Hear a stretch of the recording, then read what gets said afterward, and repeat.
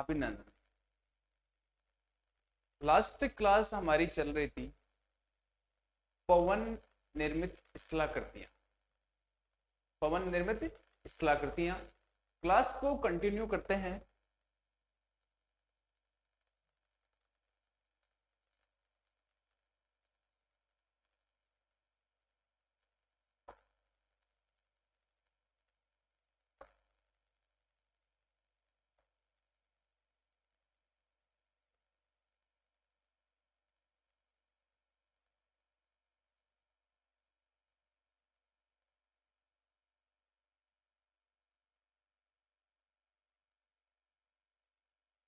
अपना टॉपिक चल रहा था पवन निर्मित निर्मित स्थलाकृतियां। स्थलाकृतियां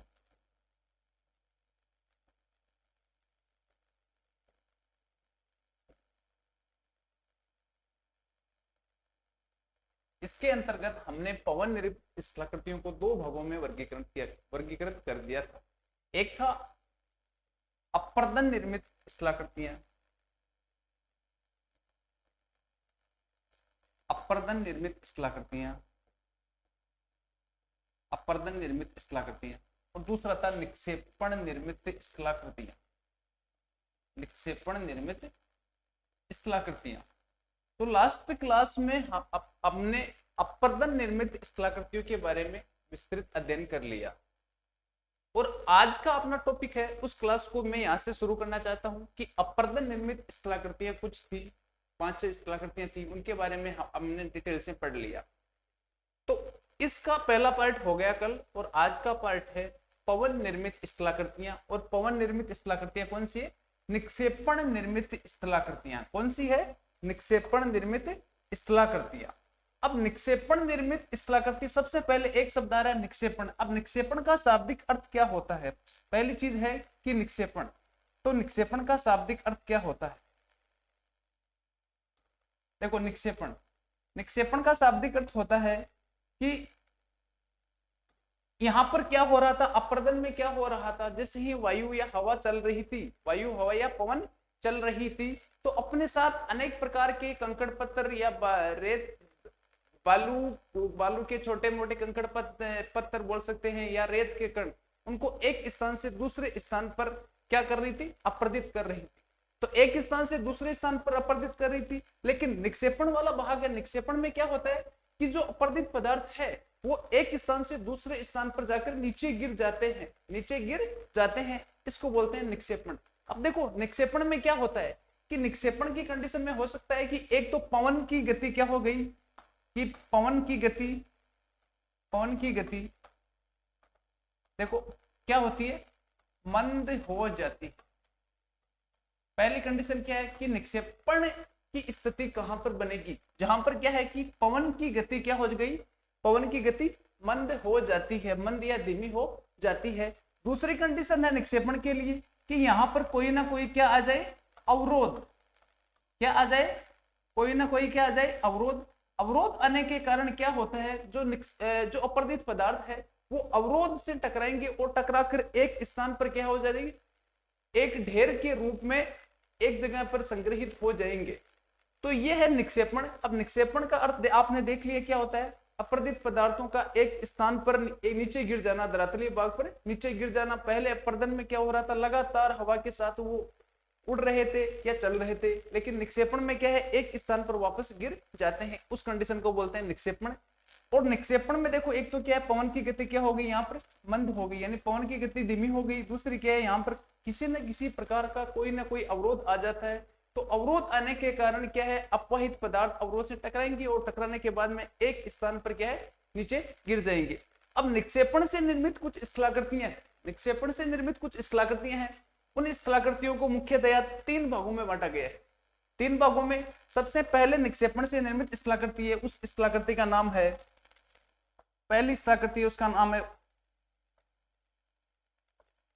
उर्मी चिन्ह, या इसको बोलते हैं तरंग चिन्ह। उर्मी चिन्ह या तरंग चिन्ह। दूसरी स्थलाकृति है, उसको बोलते हैं बालू का स्तूप। बालू का स्तूप स्तूप। और तीसरी कलाकृति है उसको बोलते हैं लोयस लोयस। तो हमारे को निक्षेपण से निर्मित स्थलाकृतियों के अंतर्गत सबसे पहले उर्मी चिन्ह या तरंग चिन्ह क्या होता है इसके बारे में पढ़ना है। फिर अगला आता है बालू का स्तूप। बालू का स्तूप कितने प्रकार के होते हैं, बालू का स्तूप क्या क्या होते हैं, क्या क्या इनकी विशेषताएं होती है। फिर आता है एक आता है लोयस। लोयस क्या है, तो सबसे पहले निक्षेपण निर्मित पहली स्थलाकृति है, उस स्थलाकृति का नाम है उर्मी चिन्ह या तरंग चिन्ह। उर्मी चिन्ह या तरंग चिन्ह।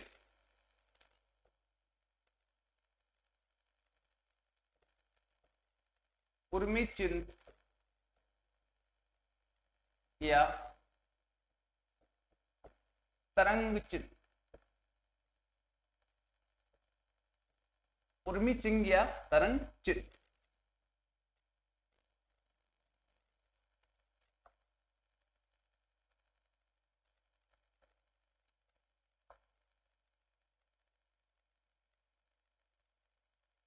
उर्मी चिन्ह या तरंग चिन्ह। देखो इसके अंतर्गत क्या होता है, उर्मी चिन्ह या तरंग चिन्ह, इसके अंतर्गत क्या होता है कि वायु की गति बहुत मंद हो जाती है, यानी कि हवा की गति क्या हो जाती है, बहुत धीरे धीरे हो जाती है। तो हवा की गति मंद हो जाएगी, तो मंद होने के कारण हवा अपने साथ जो भी पदार्थ लेकर आएगी उन पदार्थों को क्या एक स्थान पर निक्षेपित कर देगी, तो एक स्थलाकृति बन जाएगी, उसको बोलते हैं उर्मी चिन्ह या तरंग चिन्ह। अब इसके अंतर्गत देखो एक छोटी सी इस प्रकार की एक आकृति बन जाती है, इस प्रकार की, इस प्रकार की, इस प्रकार की, इस प्रकार की एक आकृति बन जाती है, जिसके अंतर्गत क्या है उसको बोलते हैं उर्मी चिन्ह या तरंग चिन्ह। क्योंकि यहां पर क्या होता है कि पवन की गति क्या हो जाती है, बहुत धीमी हो जाती है। पवन की गति धीमी होगी तो जो पदार्थ है उन पदार्थों को धीरे धीरे क्या निक्षेपित कर दिया जाएगा और एक तरंग या लहर के आकार की आकृति बन जाएगी। तो सबसे पहला है उसको बोलते हैं उर्मी चिन्ह या इसका नाम है तरंग चिन्ह। अब इसमें क्या होता है कि बारीक रेत का जमाव, क्या होता है कि बारीक रेत का जमाव, बारीक रेत का जमाव, बारीक रेत का जमाव जमाव पवन की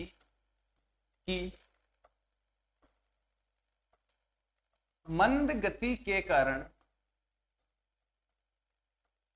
मंद गति के कारण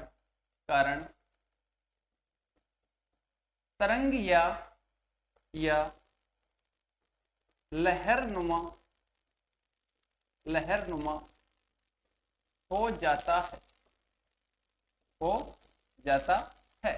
तो सबसे पहला है उसको बोलते हैं उर्मी चिन्ह या तरंग चिन्ह। उर्मी चिन्ह या दूसरा क्या है तरंग चिन्ह। इसमें देखो सबसे पहले अपनी स्थलाकृति कौन सी, निक्षेपण से निर्मित, निक्षेपण से निर्मित स्थलाकृति। इसमें देखो इस प्रकार की एक छोटी छोटी रेखीय स्थिति बन जाती है, यानी छोटी छोटी रेखाओं का निर्माण हो जाता है।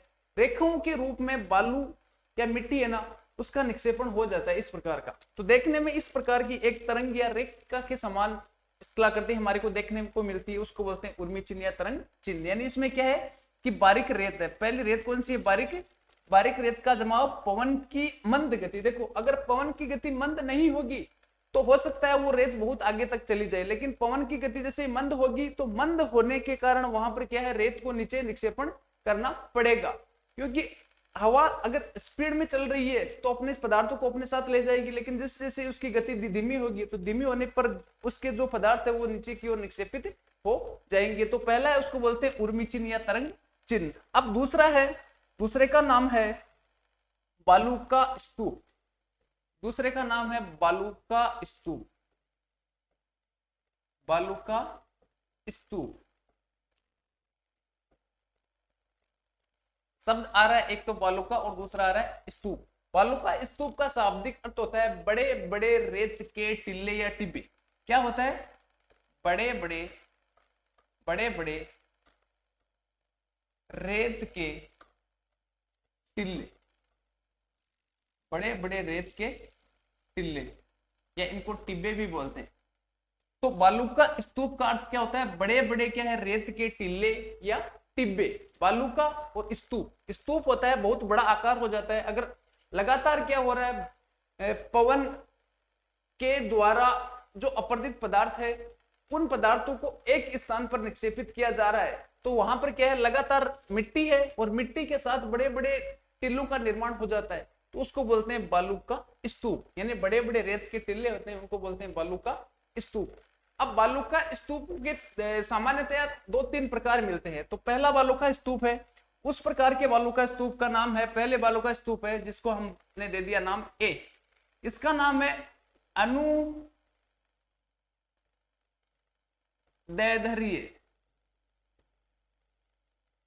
अनुदैर्ध्य बालू का स्तूप।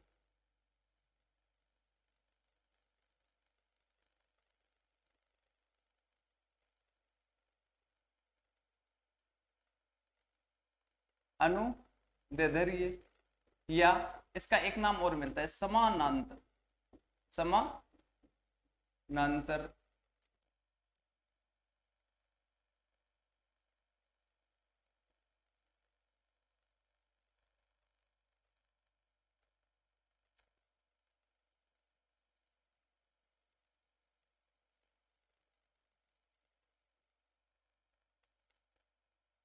समानांतर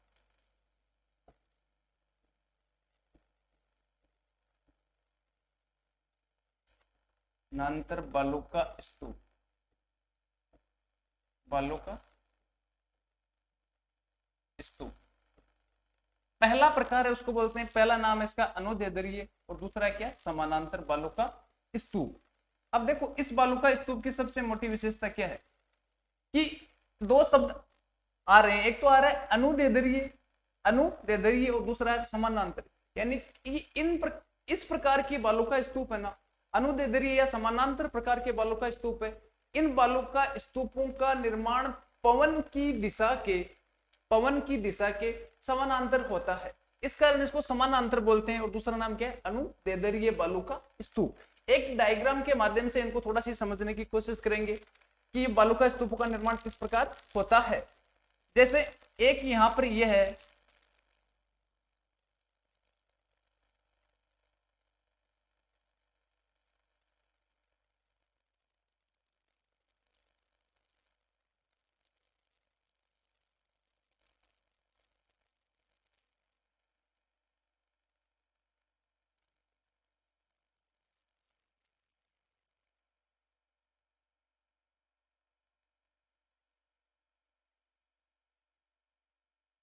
यहां पर एक तो ये बालू का स्तूप है,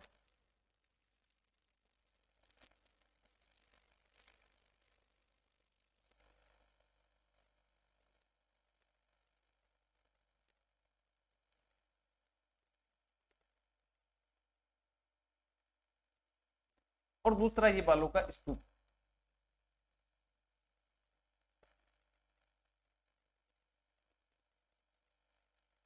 ये दो प्रकार के क्या है, बालू का स्तूप। अब इन बालू का स्तूप में देखो इस प्रकार ये पवन की दिशा है, ये पवन की दिशा है, ये क्या है, पवन की दिशा या पवन का प्रवाह है। पवन की दिशा इसको बोल सकते हैं पवन की दिशा, पवन की दिशा। और ये क्या है, ये है बालू का स्तूप, बालू का स्तूप, बालू का स्तूप। ये एक बालू का स्तूप है, ये दूसरा बालू का स्तूप है। यहां पर देखो ये पवन की दिशा, यानी कि पवन की दिशा के समानांतर जो बालू का स्तूप होते हैं उनको बोल सकते हैं समानांतर बालू का स्तूप, या दूसरा नाम है अनुदैर्ध्य बालू का स्तूप। सबसे पहले इनकी विशेषता क्या है कि पवन की दिशा के समानांतर, पवन की दिशा के समानांतर ये बालू का स्तूप है। अब देखो इन बालू का स्तूपों का एक तो इनकी सबसे मोटी विशेषता ये है कि इनका एक भाग ये है और एक भाग ये है, इसको बोलते हैं पवन विमुखी ढाल, इसको बोलते हैं पवन विमुखी ढाल, विमुखी ढाल। और ये इधर वाला ढाल है, इसको बोलते हैं पवन मुखी ढाल, इसको बोलते हैं पवन मुखी ढाल, पवन मुखी ढाल। एक ढाल हो गया, ये वाला ढाल है, इसको बोलते हैं पवन मुखी, यानी पवन इस प्रकार पवन चल रही है तो पवन के मुख्य सामने वाला ढाल है उसको बोलते हैं पवन मुखी ढाल। और पवन के एकदम विपरीत दिशा वाला ढाल है उसको बोलते हैं पवन विमुखी ढाल। तो एक ढाल आ रहा है पवन विमुखी, दूसरा पवन मुखी। तो इसकी सबसे मोटी यही विशेषता है कि इसका पवन मुखी ढाल है ना, इसका पवन मुखी ढाल, और दूसरा है पवन विमुखी ढाल। तो पवन मुखी ढाल है, ये पवन विमुखी ढाल है, ये होता है तीव्र। क्या होता है? पवन मुखी ढाल इस प्रकार तीव्र है, जबकि पवन विमुखी ढाल है, इसका ढाल किस प्रकार का होता है? इसका होता है मंद ढाल, मंद ढाल, और इसका होता है तीव्र ढाल, तीव्र ढाल। इस डायग्राम को एक बार वापस देखते हैं। देखो यहां पर इस प्रकार का भाग है, ये इस प्रकार का है, ये तो ये तो हो गया आपका कौन सा हो गया ढाल? पवन मुखी ढाल। पवन मुखी ढाल ये किस प्रकार का हो रहा है? मंद ढाल हो रहा है, क्योंकि लगातार यहाँ पर पवनें चल रही है, तो पवन इस भाग को क्या है? लगातार क्षति पहुंचाएगी। तो ये ढाल है, इसका ढाल किस प्रकार का हो गया? मंद हो गया। जबकि पवन विमुखी ढाल यानी पवन के एकदम में विपरीत दिशा वाला ढाल है, ये ढाल किस प्रकार का हो गया? इस प्रकार का हो गया। इसको ढाल को बोलते हैं पवन विमुखी ढाल। तो पवन विमुखी ढाल किस प्रकार का ढाल होता है? तीव्र ढाल होता है। जबकि पवन मुखी ढाल किस प्रकार का होता है? मंद ढाल होता है। सबसे बड़ी विशेषता यही है। अगर क्वेश्चन आएगा तो क्वेश्चन में यही पूछा जाएगा कि अनुदैर्ध्य या समानांतर बालों का स्तूप है, इनका पवन मुखी ढाल किस प्रकार का होता है और पवन विमुखी ढाल किस प्रकार का होता है। तो एक ये बालों का स्तूप, दूसरा ये बालों का स्तूप। मैंने यहाँ पर बीच में कुछ जगह छोड़ी है। ये है, देखो, अगर बालू का स्तूप का मतलब क्या होता है? बड़े बड़े रेत के टीले। अगर बड़े बड़े रेत के टीले हैं तो वहां पर चलने के लिए हमारे को कुछ रास्ता भी चाहिए, रास्ता भी चाहिए। बड़े बड़े बालू का स्तूप और हम आसानी से नहीं चल पाएंगे, तो चलने के लिए इनके बीच में जो रास्ता होता है, ये क्या है? रास्ता। इसको क्या बोलते हैं? इसको बोलते हैं कॉरिडोर। बीच का रास्ता है उसको बोलते हैं कॉरिडोर, या एक इसका नाम दूसरा भी मिलता है गासी। कॉरिडोर या गासी ये क्या है? कि रास्ता है, रास्ता, रास्ता। दो प्रकार के बालों का स्तूप है, यानी अनुदैर्ध्य प्रकार के बालों का स्तूप है, दो बालों का स्तूप है। इन दोनों बालों का स्तूपों के बीच का जो रास्ता होता है, एक स्थान से दूसरे स्थान पर आवागमन के लिए जो रास्ता होता है, उस रास्ते को बोला जाता है कॉरिडोर, या दूसरा नाम है क्या? गासी। कॉरिडोर या गासी किसका नाम है? रास्ते का नाम है। तो ये अनुदैर्ध्य बालों का स्तूप या समानांतर बालों का स्तूपों की कुछ विशेषताएं देखने को मिलती है। पहली चीज क्या है? हवा या पवन के एकदम समानांतर है ये बालों का स्तूप। इस प्रकार है, ये पवन इस प्रकार चलती रहेगी, इस प्रकार, इस प्रकार। तो ये पवन की दिशा के एकदम समानांतर बालों का स्तूप है, इस प्रकार के बालों का स्तूप है। और दूसरी विशेषता क्या है? इनका ढाल हो गया एक तो, और दूसरा है इनके बीच का जो रास्ता होता है उसको बोलते हैं कॉरिडोर या गासी। आवागमन के लिए एक स्थान से दूसरे स्थान के लिए जो हमें रास्ते की जरूरत होती है, उस रास्ते को बोलते हैं कॉरिडोर या गासी। देखो यहां पर है अनुदैर्ध्य बालों का स्तूप। कौन सा है?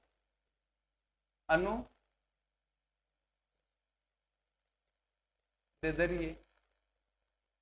या दूसरा नाम क्या? समानांतर, समानांतर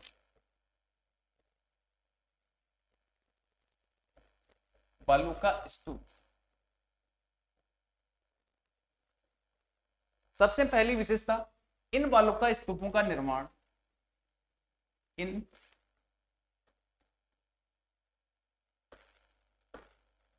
बालू का स्तूपों का निर्माण, स्तूपों का निर्माण, का निर्माण, निर्माण पवन की दिशा के, पवन की दिशा के समानांतर होता है, समानांतर, समानांतर होता है, होता है। सबसे पहली विशेषता, बालू का स्तूप का निर्माण पवन की दिशा के समानांतर होता है। दूसरी विशेषता इनकी है कि इनका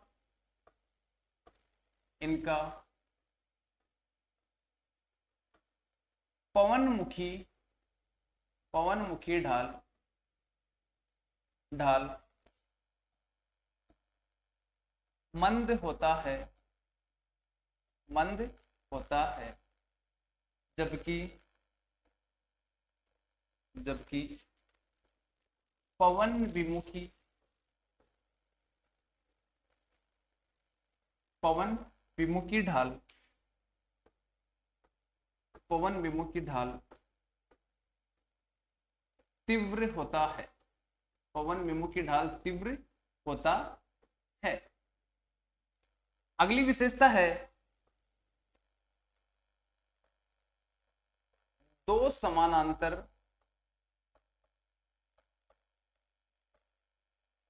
दो समानांतर वालुका स्तूपों के, वालुका स्तूपों के मध्य, के मध्य, मध्य के आवागमन के, आवागमन के स्थान को, स्थान को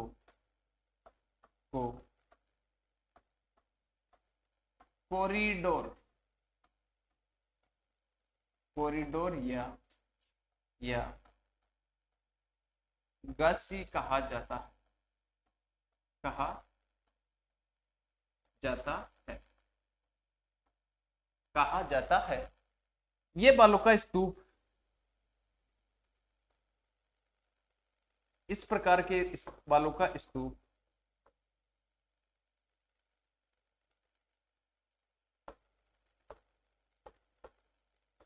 इस प्रकार के वालुका स्तूप,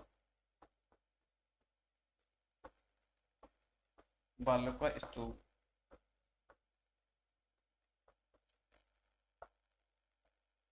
मरुस्थलीय क्षेत्रों में देखने को मिलते, मरुस्थलीय क्षेत्रों में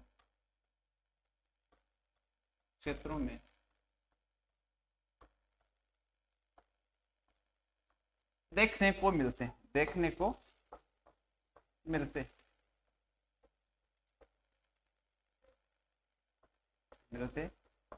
हैं। जब राजस्थान के संदर्भ में पढ़ेंगे तब इनको बताएंगे कि राजस्थान में भी इस प्रकार के वालुका स्तूपों का निर्माण बहुत अधिक पाया जाता है। पश्चिमी राजस्थान है ना, वहां पर इस प्रकार के वालुका स्तूपों का निर्माण बहुत पाया जाता है। लेकिन अभी अपने चल रहा है फिजिकल ज्योग्राफी, तो उसके हिसाब से अपन को इतना देखना है कि सबसे पहले एक बार इसको वापस देख लेते हैं थोड़ा सी। वालुका स्तूप का नाम क्या है? अपनी हेडिंग थी वालुका स्तूप। वालुका स्तूप का शाब्दिक अर्थ क्या होता है? बड़े बड़े रेत के टिल्ले या टिब्बे, उनको क्या बोलते हैं? वालुका स्तूप। और वालुका स्तूपों में पहला प्रकार है, उस प्रकार के वालुका स्तूप का नाम क्या है? ए के अंतर्गत आता है अनुदैर्ध्य, या दूसरा नाम है समानांतर वालुका स्तूप। अनुदैर्ध्य और दूसरा नाम क्या है? समानांतर वालुका स्तूप। तो दो नाम है इनके। तो पहली विशेषता इनकी यह है कि ये वालुका स्तूप पवन की दिशा, ये क्या हो रही है? पवन की दिशा, पवन की दिशा के समानांतर इन वालुका स्तूपों का निर्माण होता है। पहली विशेषता क्या है? पवन की दिशा के समानांतर इन वालुका स्तूपों का निर्माण होता है।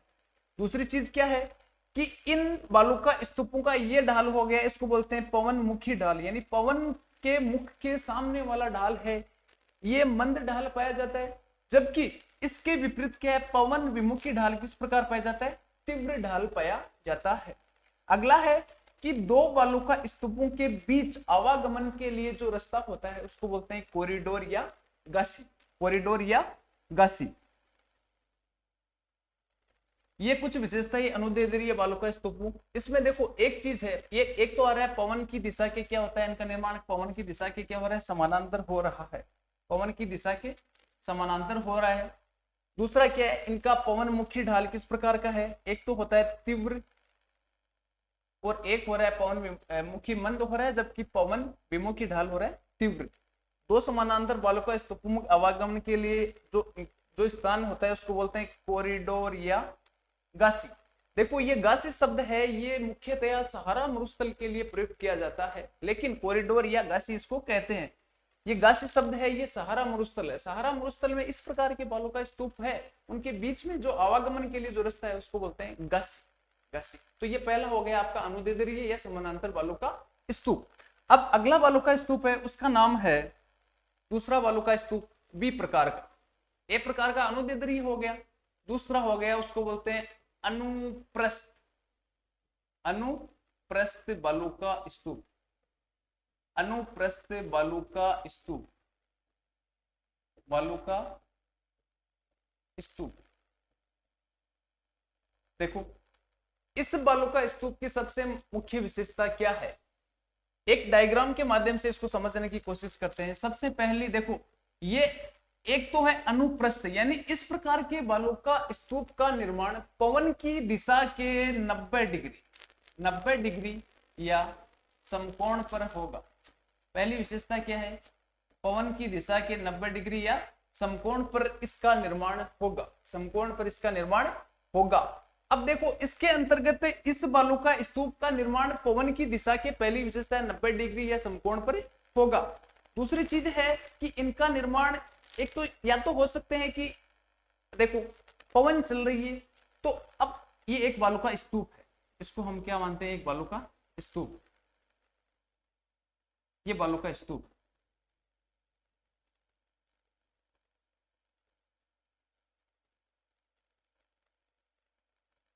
ये पूरा का पूरा भाग है, इसको बोलते हैं बालू का स्तूप, बालू का स्तूप। दूसरी चीज है कि इस बालू का स्तूप का निर्माण पवन की दिशा के 90 डिग्री या समकोण पर होता है। जिस प्रकार ये पवन चल रही है, ये पवन का क्या है, प्रवाह है, तो पवन की दिशा के एकदम 90 डिग्री वाले भाग में इस बालू का स्तूप का क्या होता है, निर्माण होता है।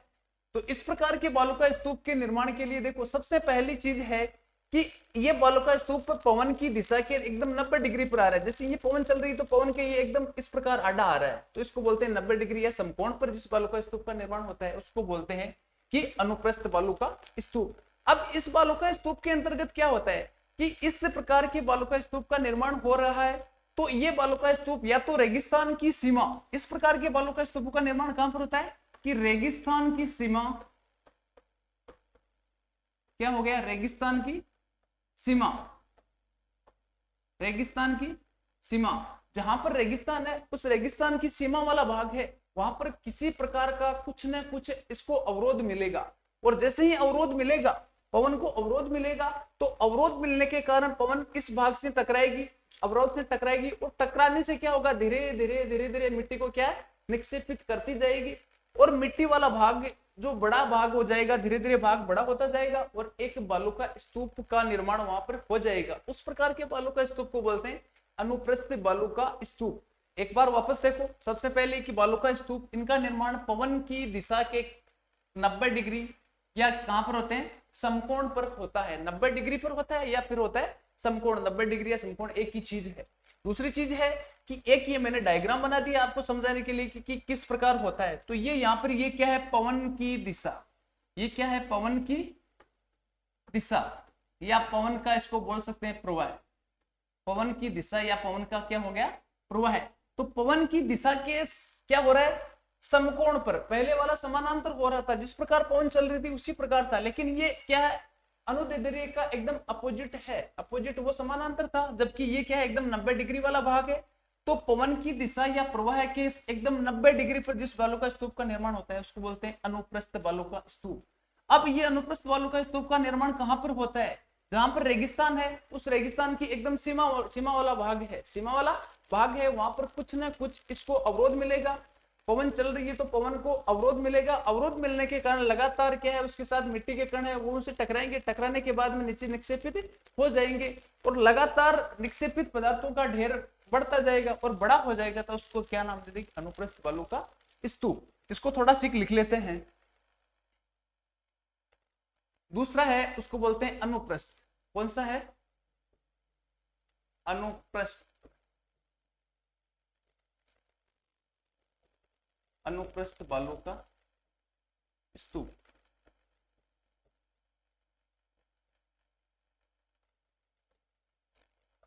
सबसे पहली विशेषता है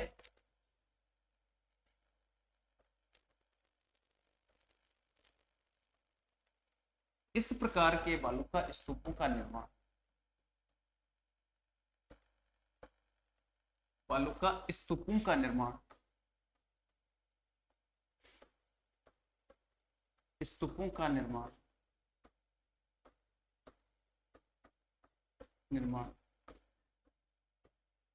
पवन की दिशा के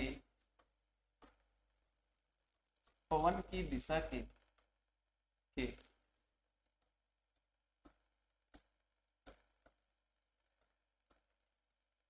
समकोण पर या 90 डिग्री पर होता है। इस प्रकार के बालों का स्तूपों का निर्माण पवन की दिशा के समकोण पर या 90 डिग्री पर होता है। दूसरी चीज है कि इनका निर्माण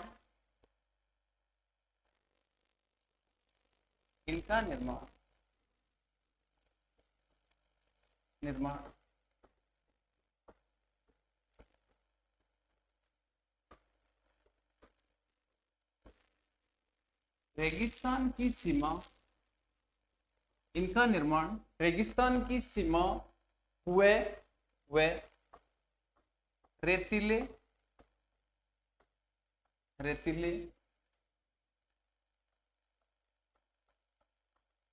सागरीय तटों पर होता है। रेतीले सागरीय तटों पर होता है। ये इनकी कुछ मुख्य विशेषताएं है। पहली कि अनुप्रस्थ बालों का स्तूप, इनका इस प्रकार के बालों का स्तूपों का निर्माण कहां पर होता है? पवन की दिशा के समकोण पर या 90 डिग्री पर होता है। दूसरा है क्या? इनका निर्माण रेगिस्तान की सीमा, यानी रेगिस्तान का जो लास्ट वाला भाग है उसको बोलते हैं रेगिस्तान की सीमा, व रेतीले सागरीय तटों पर। रेतीले जो सागर होते हैं उनके तट पर क्या होता है? किसी न किसी प्रकार का इनको कुछ ना कुछ अवरोध मिल जाता है। तो अवरोध जैसे ही मिलेगा तो अवरोध वाले भाग में क्या होगी? पवन की गति क्या होगी? मंद हो जाएगी और वो भाग लगातार अवरोध से टकराएगा। टकराने के कारण जो भी मिट्टी के कण है वो वहां पर क्या हो जाएगी? निक्षेपित हो जाएंगे और एक बड़े बालू का स्तूप का निर्माण हो जाएगा। तो ये दूसरे प्रकार का बालू का स्तूप है, इसको बोलते हैं अनुप्रस्थ बालू का स्तूप। अब 3 नंबर का बालू का स्तूप है, सी प्रकार का बालू का स्तूप है, उसका नाम है सी प्रकार का बालू का स्तूप है, उसको बोलते हैं बरखान। बरखान बालू का स्तूप, बालू का स्तूप, बरखान बालू का स्तूप, बरखान बालू का स्तूप। एक डायग्राम के माध्यम से इसको समझने की कोशिश करते हैं।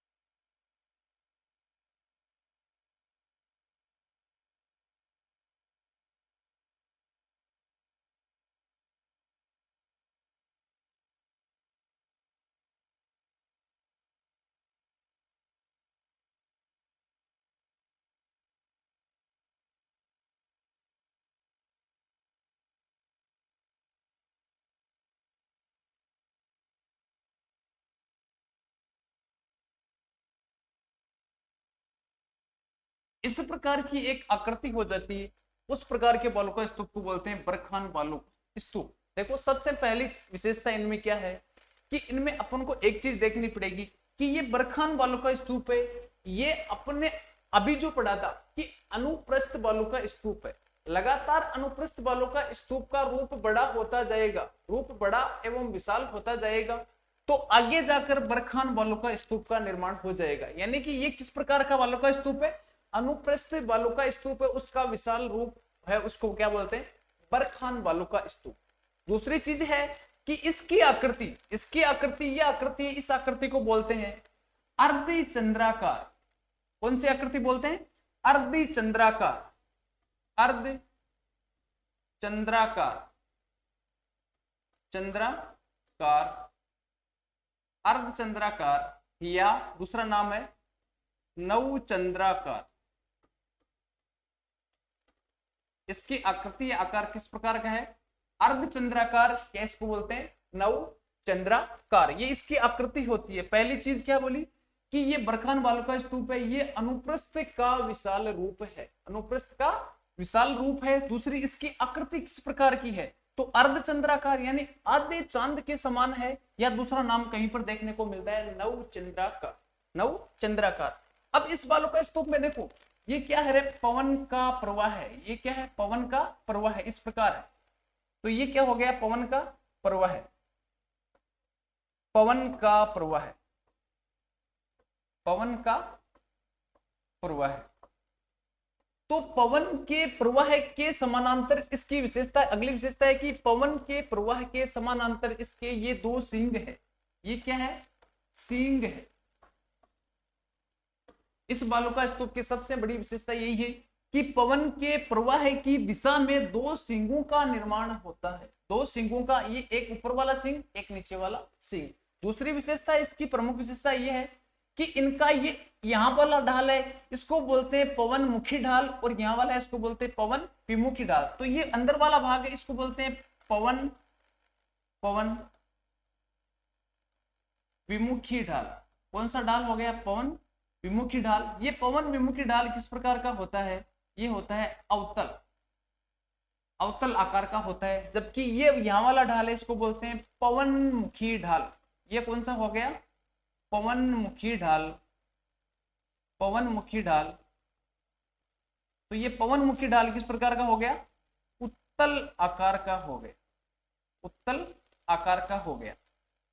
इसमें सबसे मोटी विशेषता या देखने वाली चीज यही है कि इसका एक तो ये यहाँ वाला ये ढाल हो गया, इसको बोलते हैं पवन विमुखी ढाल, यानी पवन इस प्रकार चल रही है, इधर इस दिशा से चल रही है, तो ये एक ढाल तो हो गया, इसको बोलते हैं पवन मुखी ढाल।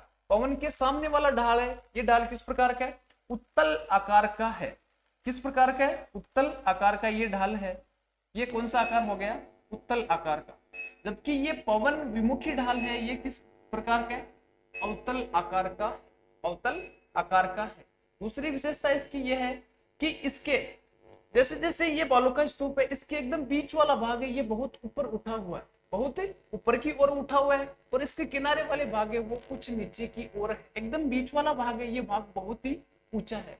अगली है कि ये बालू का स्तूप सर्वाधिक विनाशकारी होते हैं, और कहां, कहीं कहीं पर इनकी ऊंचाई 30 मीटर तक देखने को मिलती है, 30 मीटर तक देखने को मिलती है।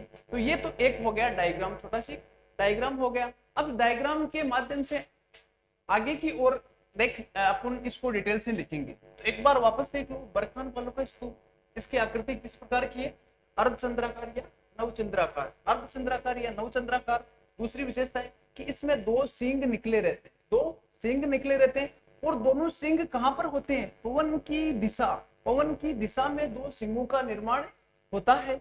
और सिंग वाला भाग है, इसको बोलते हैं पवन विमुखी ढाल, ये अवतल आकार का होता है। जबकि पवन की दिशा के समानांतर वाला भाग है, ये इसको बोलते हैं उत्तल आकार का ढाल।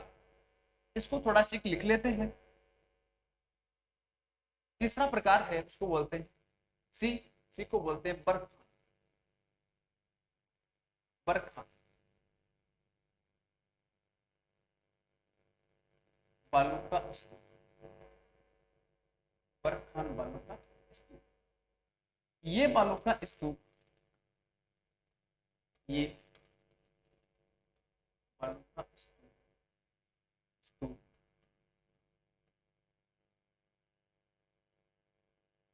अनुप्रस्थ, अनुप्रस्थ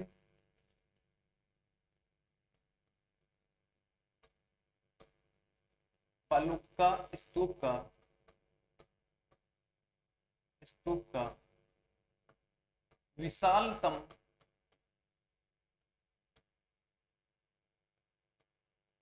रूप होता, विशालतम रूप होता। दूसरी विशेषता है इनकी आकृति, इनकी आकृति अर्धचंद्राकार, अर्धचंद्राकार या नवचंद्राकार, नवचंद्राकार होती। नवचंद्राकार होती है। अगली विशेषता है इनकी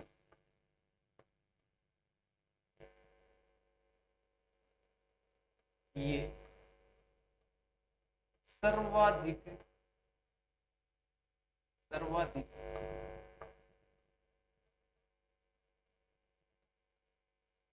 विनाशकारी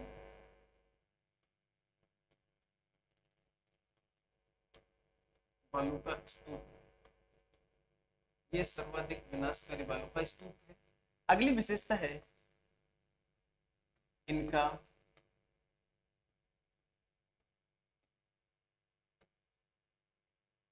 पवनमुखी ढाल ढाल उत्तलाकार वह पवन विमुखी ढाल, पवन विमुखी ढाल ढाल अवतलाकार होता है,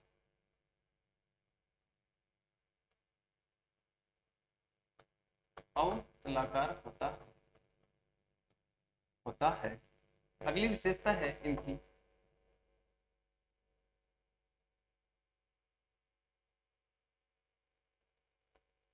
पवन की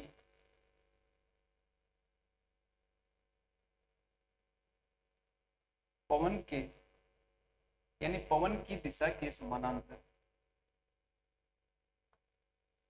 पवन की दिशा के समानांतर, दिशा के समानांतर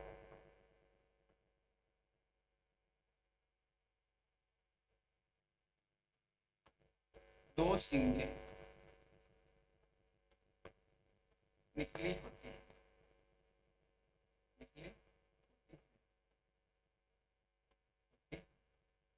है। अगली विशेषता है इनका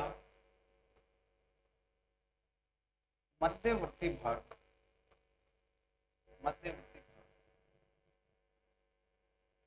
अत्यधिक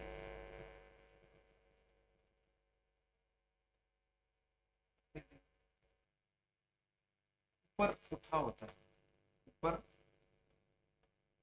उठा होता है। इनकी ऊंचाई, इनकी औसत ऊंचाई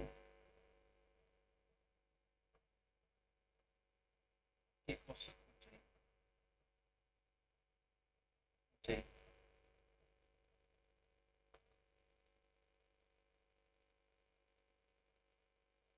इनकी औसत ऊंचाई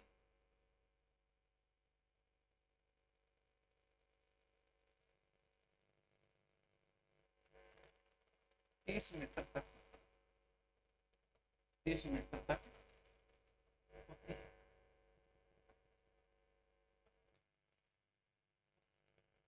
है।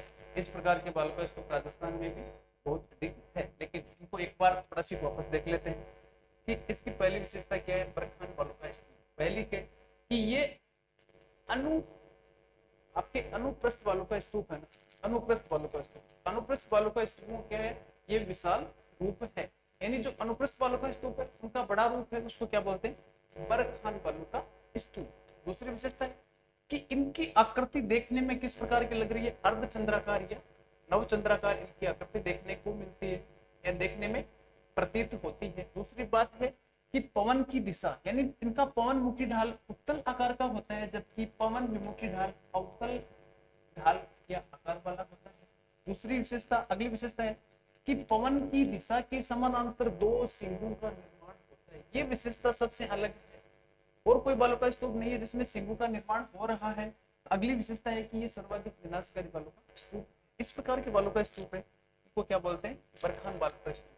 ये बालू का स्तूप अनुप्रस्थ बालू का स्तूपों का विशालतम रूप, अगर छोटा है तो उसको अनुप्रस्थ बोलेंगे, लेकिन इसका आकार लगातार बड़ा होता जाएगा तो ये बरखान का रूप ले लेगा।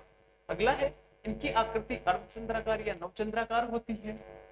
ये सर्वाधिक विनाशकारी बालू का स्तूप है।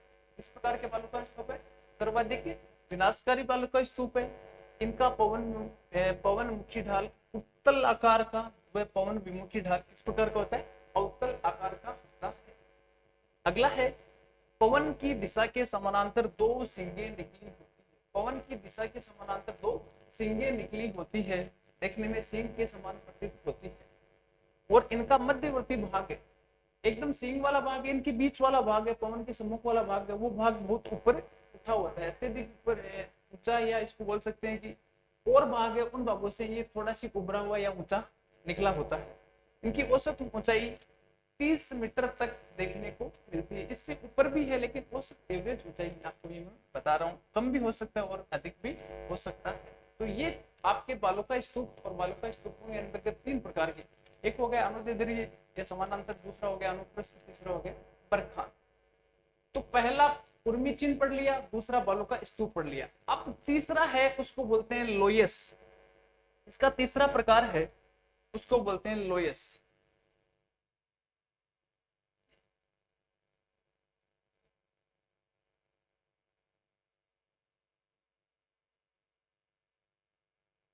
लोयस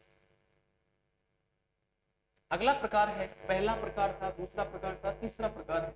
यानी लोयस में क्या होता है कि पवन की गति, क्या होता है, पवन की गति मंद होने से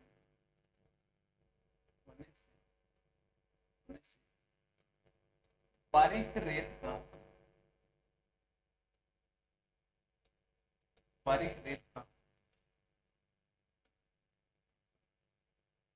जमाव हो जाता।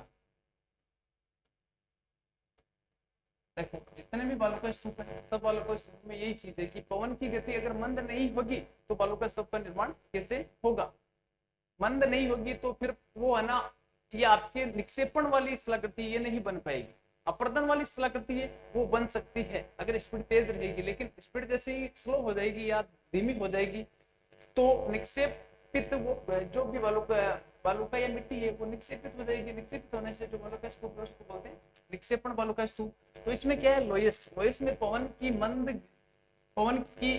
मंद गति, यहाँ पे मंद गति है, एक शब्द आ रहा है मंद गति होने से बारीक रेत का जमाव हो जाता है। फिर अगली चीज है देखो कि ये लोयस है, इस लोयस शब्द का सबसे पहले प्रयोग, लोयस शब्द का प्रयोग, लोयस शब्द का प्रयोग एक विद्वान है, जर्मन विद्वान, एक जर्मनी का विद्वान है, उसका नाम है रिच्टोफिन।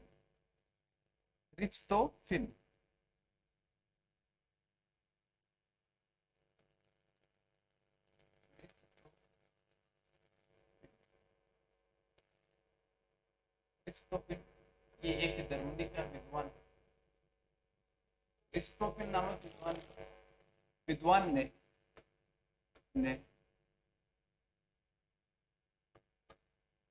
उत्तर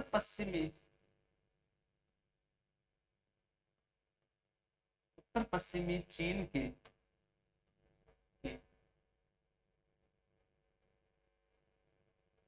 लोयस प्रदेश का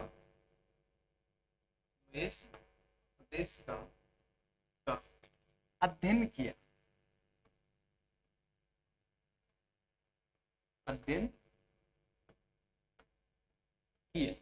तो सबसे पहली चीज है कि ये लोयस में क्या होता है, पवन की गति मंद होने से बारीक रेत का जमाव होता है। ये चीज तो नॉर्मली है कि पवन की गति मंद होगी तो क्या होगा, रेत का निर्माण होता है, लेकिन इसकी विशेषता एक और प्रकार के बालू का स्तूप है, वो बालू का स्तूप सामान्यतः अपन को देखने के हर प्रकार के मरुस्थलीय क्षेत्र वहां पर मिल जाते हैं, लेकिन लोयस प्रकार का बालू का स्तूप है ये हर जगह नहीं मिल पाता है, इसकी कुछ अलग ही विशेषता है।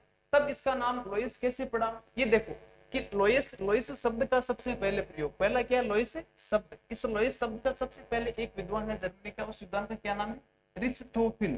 क्या है, रिच्टोफिन ने सबसे पहले, देखो एक विद्वान है रिच्टोफिन, विद्वान ने उत्तर पश्चिमी चीन का भाग है, और कौन सा है, उत्तर पश्चिमी चीन, यहाँ पर एक प्रदेश है, उस प्रदेश का नाम लोयस प्रकार की वहां पर मिट्टी पाई जाती है, तो उसके आधार पर नाम इसका लोयस प्रदेश हो गया। तो लोयस प्रदेश का अध्ययन किया, तो लोयस प्रदेश के अध्ययन के आधार पर इसने बताया कि इसका नाम क्या है, लोयस। अब ये लोयस शब्द है ये शब्द कहाँ से आया और इसका अर्थ क्या होता है। देखो वास्तव में ये आप एक राष्ट्र है फ्रांस, कौन सा राष्ट्र है, फ्रांस राष्ट्र के, फ्रांस राष्ट्र के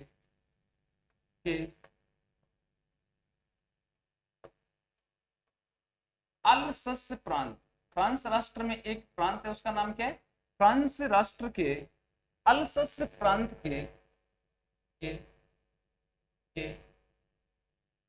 लोयस गांव के आधार पर, लोयस गांव के आधार पर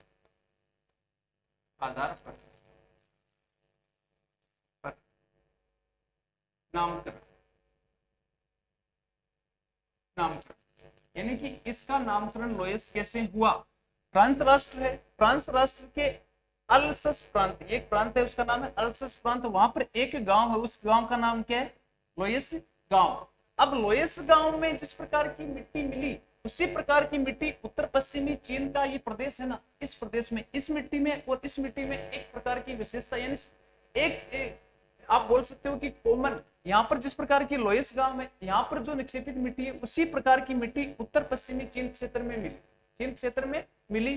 तो इसी के आधार, इस लोयस गांव के आधार पर रिस्तोपिन ने इस पूरे प्रदेश को लोयस प्रदेश कह दिया, यानी चीन वाला जो प्रदेश है उसको बोल दिया लोयस प्रदेश।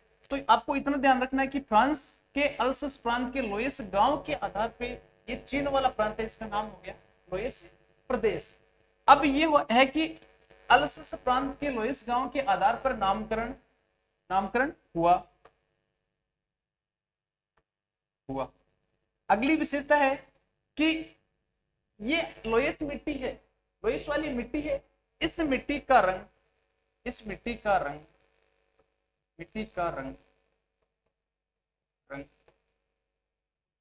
पीला होता है।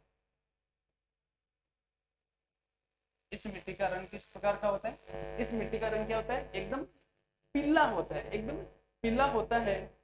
और अत्यंत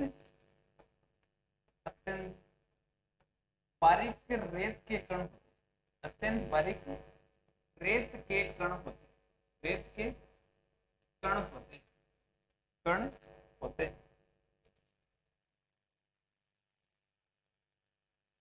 अत्यंत बारीक रेत के कण होते हैं, बहुत ही छोटे छोटे एकदम बारीक रेत के कण है वो है, जबकि दूसरे बालू का स्तूप है उनमें रेत के कण इसके अपेक्षा कुछ भारी है। तो एक बार वापस देख लो, लोयस में क्या होता है, पवन की मंद गति होने से बारीक रेत, देखो एकदम बारीक रेत के कण होते हैं, बारीक रेत का जमाव हो जाता है, तो उससे निर्मित जो प्रदेश या प्रांत है उसको लोयस बोला जाता है। अगला है लोयस शब्द का प्रयोग। लोयस शब्द है, इस लोयस शब्द का सबसे पहले प्रयोग एक जर्मनी का विद्वान है, उसका नाम है रिच्थोफिन विद्वान ने उत्तर पश्चिमी चीन का कौन सा भाग हो गया, उत्तर पश्चिमी चीन, यहाँ एक प्रदेश है उसका नाम है लोयस प्रदेश का अध्ययन किया था। लोयस प्रदेश का अध्ययन किसने किया, रिच्थोफिन ने किया। फिर अगली चीज है कि ये लोयस है, इस लोयस का अर्थ क्या होता है, क्या लोयस शब्द कहां से आया। तो एक है कि फ्रांस राष्ट्र है, फ्रांस में एक प्रांत है अल्सस प्रांत, फ्रांस में अल्सस प्रांत के लोयस गांव के आधार पर इस चीन वाले पूरे प्रदेश का नाम लोयस प्रदेश पड़ गया।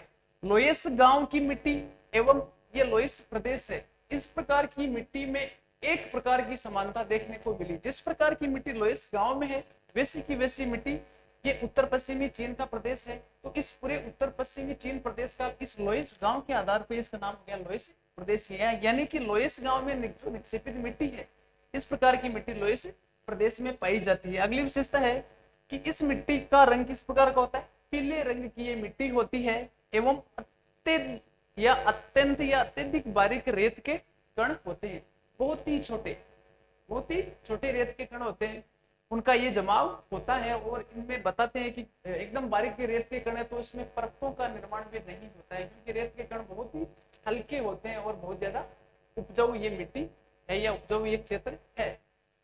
तो एक बार वापस देख लेते हैं, मैंने आपको 3 प्रकार बताए थे कि निक्षेपण से निर्मित कितने प्रकार की स्थलाकृतियां होती है, 3 प्रकार की स्थलाकृतियां होती है। सबसे पहली स्थलाकृति के बारे में पढ़ा, उस स्थलाकृति को बोलते हैं उर्मी चिन्ह। एक बार थोड़ा सा वापस रीड आउट कर लेते हैं। उर्मी चिन्ह हो गया। फिर दूसरा है उसको बोलते हैं बालों का स्तूप। बालों का स्तूप में 3 प्रकार के बालों का स्तूप देख लिए। और अगला है लोयस, ये लोयस वाला हो गया। थोड़ा सा इसको एक बार क्विक रिवीजन कर लेते हैं वापस।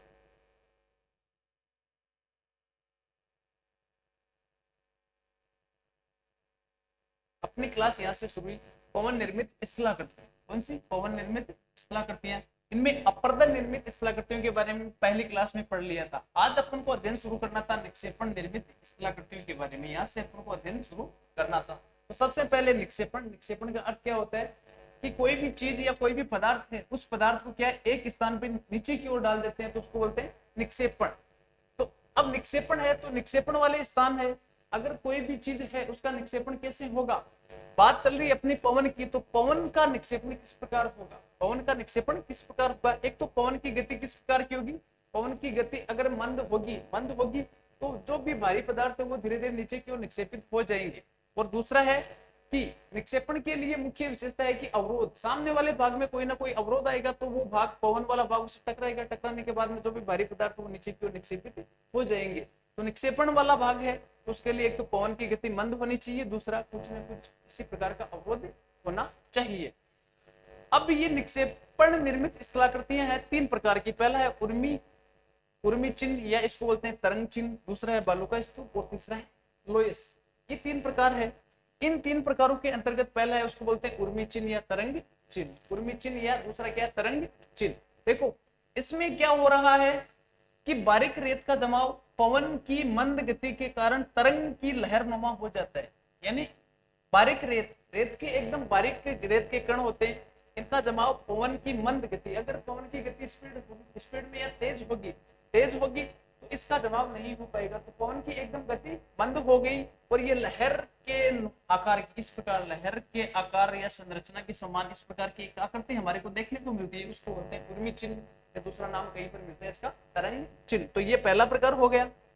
फिर दूसरा है बालू का स्तूप। बालू का स्तूप का शाब्दिक अर्थ होता है रेत के बड़े बड़े टिल्ले या टिब्बे। रेत के बड़े बड़े टिल्ले या टिब्बे होते हैं, उनको बोलते हैं बालू का स्तूप। बालू का स्तूप के अंतर्गत पहला बालू का स्तूप है उसको बोलते हैं अनुदैर्ध्य, या इसका दूसरा नाम देखने को मिलता है समानांतर बालू का स्तूप। समानांतर बालू का स्तूप। इनकी सबसे पहली विशेषता क्या है कि ये एक तो पवन की दिशा के समानांतर इनका निर्माण होता है। पवन की दिशा के समानांतर इनका निर्माण होता है। जैसे ये पवन चल रही है तो पवन की दिशा के एकदम समानांतर इन बालू का स्तूप का निर्माण होता है।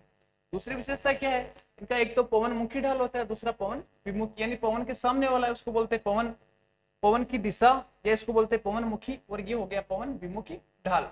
तो पवन मुखी ढाल है ये मंद होता है, पवन विमुखी ढाल होता है ये तीव्र होता है।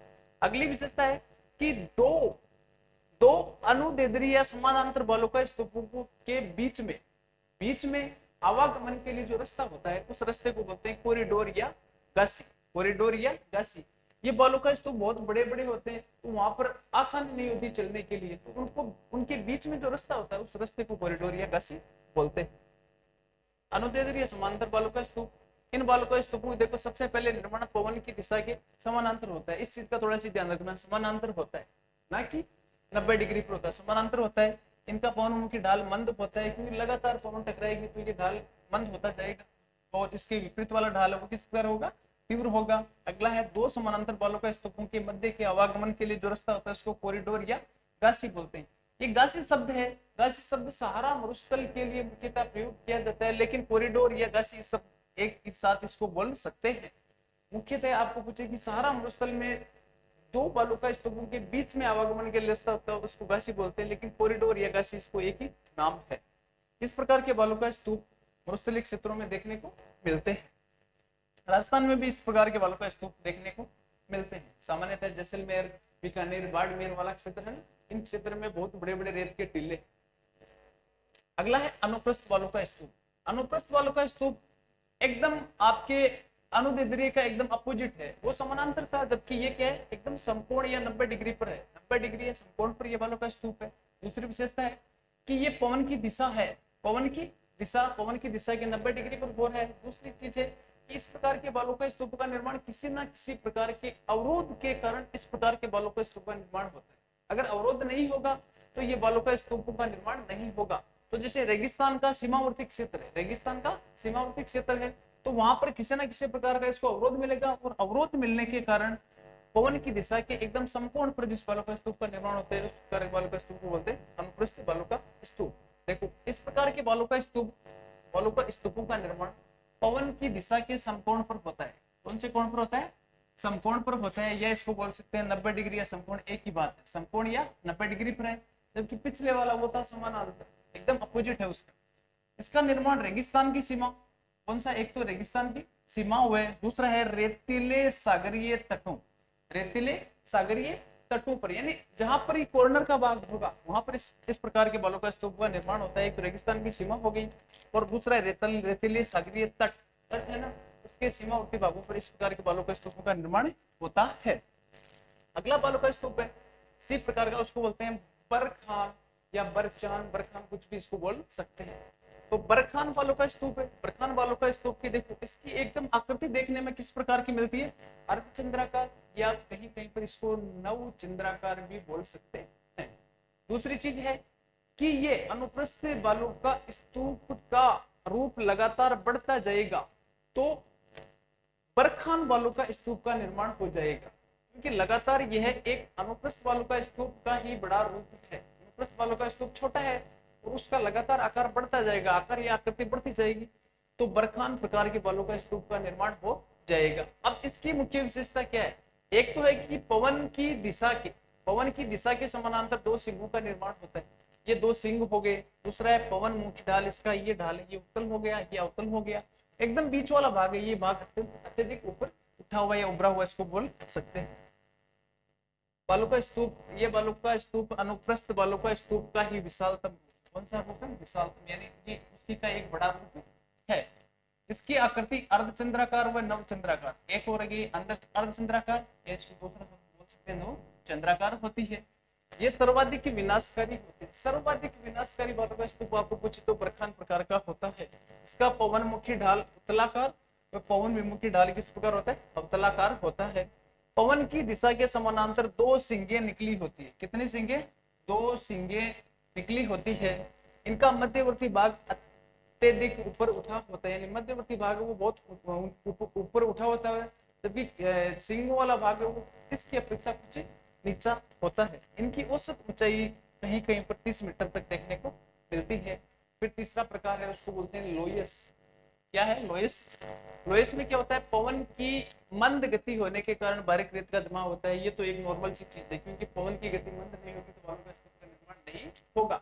लेकिन ये लोयस वाली मिट्टी है, ये मिट्टी सबसे हल्की है, सबसे हल्की मिट्टी है, और इसमें परतों का निर्माण नहीं होता। सबसे हल्की मिट्टी है, परतों का निर्माण नहीं होता है। दूसरी चीज है, लोयस शब्द का प्रयोग एक जर्मनी का विद्वान है, रिच्टोपिन, विद्वान का नाम क्या है? रिच्टोपिन नामक विद्वान ने उत्तर पश्चिमी चीन है, वहां पर एक प्रदेश, पूरे प्रदेश को बोलते हैं लोयस प्रदेश। लोयस प्रदेश। तो हो सकता है कि ये फ्रांस वाला क्षेत्र है, यहाँ से ये मिट्टी उड़कर इस क्षेत्र में आके गिर गई होगी, क्योंकि निक्षेपण से निर्मित शिलाकृति है। ये लोयस गांव है, लोयस गांव के समान यहाँ पर मिट्टी है, तो हो सकता है यहाँ से ये मिट्टी उड़ी और वहां पर निक्षेपित हो गई, तो निक्षेपण से निर्मित शिलाकृति है। अगली चीज है कि देखो फ्रांस के अल्सस प्रांत, फ्रांस में एक प्रांत है उसका नाम है अल्सस प्रांत, वहां पर एक गांव है, कौन सा गांव है? लोयस गांव। लोयस गांव में जो मिट्टी मिली वह मिट्टी व लोयस प्रदेश जो कहां पर है? उत्तर पश्चिमी चीन है। इन दोनों प्रकार की मिट्टियों में एक समानता देखने को मिली। जिस प्रकार की मिट्टी लोयस गांव की, वैसी की वैसी मिट्टी कहां पर है? उत्तर पश्चिमी चीन प्रांत की है। तो इस लोयस गांव के आधार पर इस पूरे प्रदेश का नाम लोयस प्रदेश पड़ गया। अगला है, इस मिट्टी का रंग किस प्रकार का होता है? पीला रंग होता है, और अत्यधिक बारीक रेत के कण होते हैं। तो ये पवन के निक्षेपण से निर्मित शिलाकृतियां हो गई। ठीक है, आज की क्लास को मैं ये समाप्त करता हूं।